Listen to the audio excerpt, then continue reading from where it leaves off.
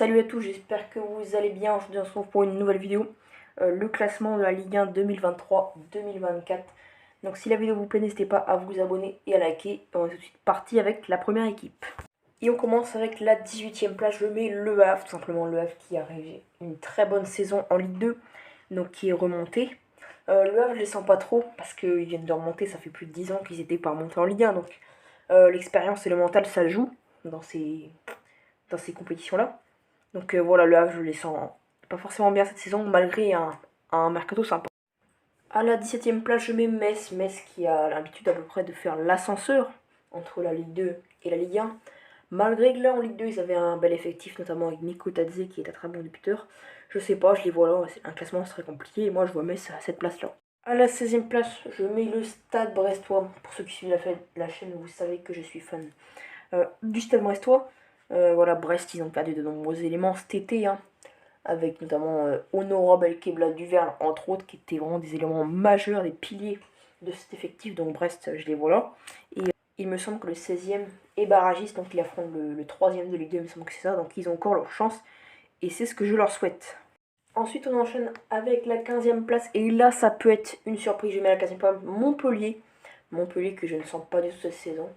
Ils ont perdu quelques petits éléments, notamment Stéphie Mavidi, mais plusieurs années Montpellier est en difficulté en Ligue 1. Et malgré que Savanier soit là, je ne les sens pas cette saison. Et on va suivre tout ça. Alors, à la 14e place, je mets Clermont. Eux, ça peut être dur de les mettre là. Parce que c'est vrai qu'ils avaient fini 8e la semaine dernière. Mais malgré un bon mercato, hein, ils ont recruté Andy Pelmar notamment, du côté de Bâle. Ou encore Boutouba libre de Niort. Mais il y a tellement de concurrence et tellement compliqué cette saison que je ne les sens pas trop.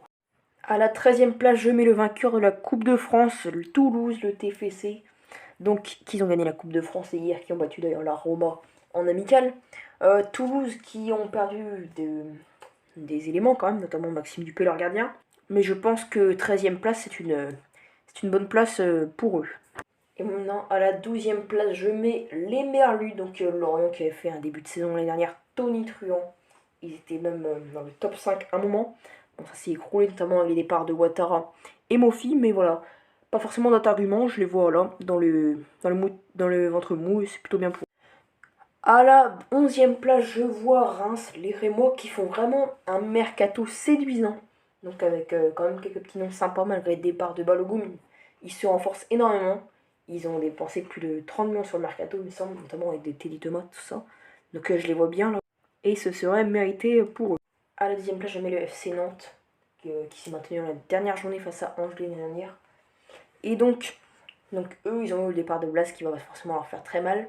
Donc je peux pas la mettre beaucoup plus haut, même si j'entends qu'il y a des recrues, notamment Carlos Augusto, milieu de terrain, quelqu'un qui joue du côté de Adjuspik, pardon.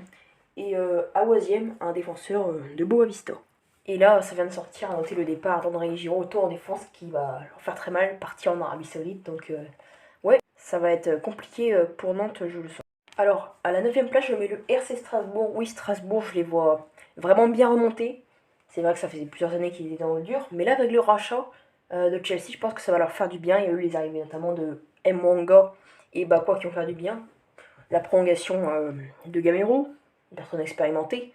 C'est vrai qu'il y a eu les parts de Liénard, mais bon, je pense pas que pour l'équipe ça leur fasse très mal. Donc voilà, Strasbourg, je les vois bien dans le milieu de tableau. À la 8e place, je mets l'OGC Nice qui déçoit depuis plusieurs années.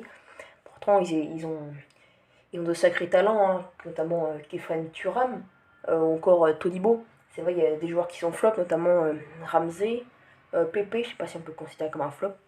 Après, voilà, ça fait des années qu'on nous vante un beau projet Ineos. Je sens pas que ça va non plus décoller cette année. Après, à voir ce que va faire Farioli, pardon.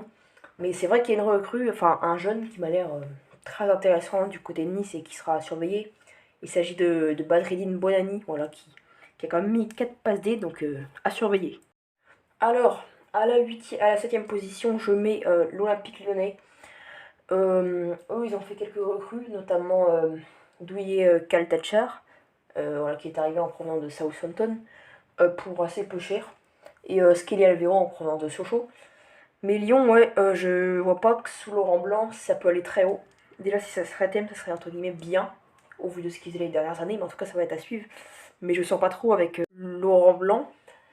Mais c'est vrai qu'ils ont quand même du talent, hein, notamment Ryan Cherky, encore Bradley Barcola, qu'il faudra absolument qu'il conserve. Ou bien sûr encore Castello Luqueba, super défenseur de Lyon. On enchaîne avec la 6ème place. Je mets le LOSC qui joue très bien, qui a une super équipe sous Paolo Fonseca. L'année dernière, il y a eu des petits problèmes de finition. Et la très bonne nouvelle, c'est qu'ils ont réussi à garder Jonathan David. Et ils ont acheté Haraldsson du côté de Copenhague, qui a l'air très intéressant de la pré-saison. On sent vraiment une connexion David Haraldsson du coup à suivre. Après, il y a eu le départ aussi de Fonté, mais ils ont quand même des joueurs d'expérience, notamment Benjamin André. Mais en tout cas, ce LOSC va être très intéressant à suivre durant cette saison. À la 5ème place, je mets l'AS Monaco qui s'était totalement effondré en fin de saison dernière. Donc là, il y a un nouvel entraîneur, Adi Hutter, qui a l'air plutôt pas mal, on va suivre. Donc il y a eu les départs, surtout là, de Dissassi notamment, qui était un départ majeur, qui a été remplacé par Mohamed Salissou, qui a l'air hyper intéressant à suivre. Il y a Jacobs, qui est un peu sur les départs aussi, latéral gauche. Comme arrivé, il piste Balogun en tant que buteur parce que Brelem Bolo s'est fait hier à l'entraînement les croisés, donc voilà, très mauvaise nouvelle pour Monaco.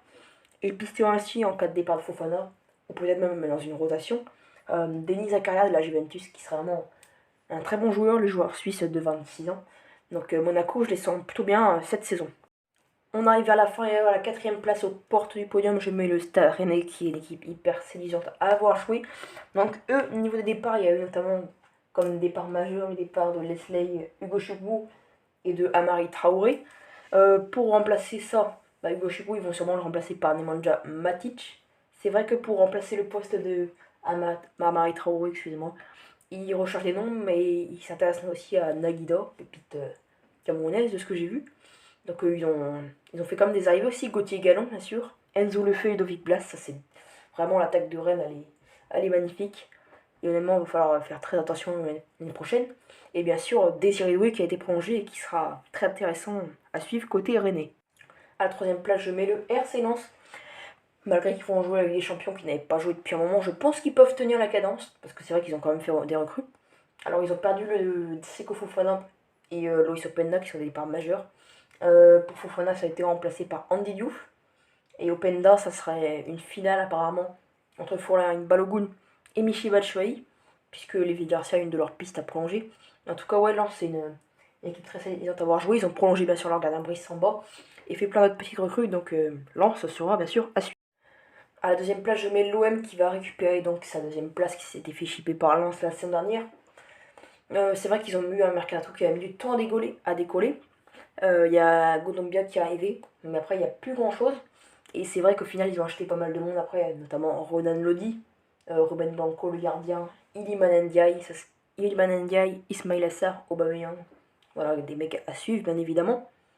Donc voilà, côté Mercato OM. Et sinon voilà, ils vont tenter de se qualifier demain pour la suite des barrages face au Panathinaikos. On leur souhaite bonne chance à eux. À la première place, sans trop de surprise, je mets le Paris Saint-Germain. Paris qui a fait quand même quelques recrues, hein, notamment Marco Asensio ou Kangini pour l'attaque. Il y a eu aussi Manuel Ugarte au corps au milieu de terrain. En défense, il y a aussi eu Cherandour. Encore Skriniar Hernandez. Skriniar Hernandez, ça peut vraiment être une paire très intéressante. Il y a eu la polémique autour de Kylian Mbappé, hein, qui a rejoint le loft des indésirables. Qui voilà, je vais pas vous rappeler tout ça, vous devez sûrement le savoir. Donc voilà, Paris, je les vois premiers malgré tout. C'est vrai que l'année dernière, c'était pas forcément le plus beau champion. Il y avait quand même de la concurrence. Mais là, je pense qu'ils peuvent repartir sur un nouveau projet, une nouvelle ère, avec Luis Enrique en tant que coach. Et je pense que ça peut bien se passer pour le PSG. Donc on va voir tout ça pour eux. Et donc voilà, c'est la fin de cette vidéo les amis. J'espère qu'elle vous aura plu. Si c'est le cas, n'hésitez pas à vous abonner, liker, commenter. Donc bien sûr, c'est un avis très subjectif. Ça ne concerne que moi. N'hésitez pas à me donner d'ailleurs votre avis dans les commentaires. Et nous, on se retrouve très bientôt pour de nouvelles vidéos. Ciao!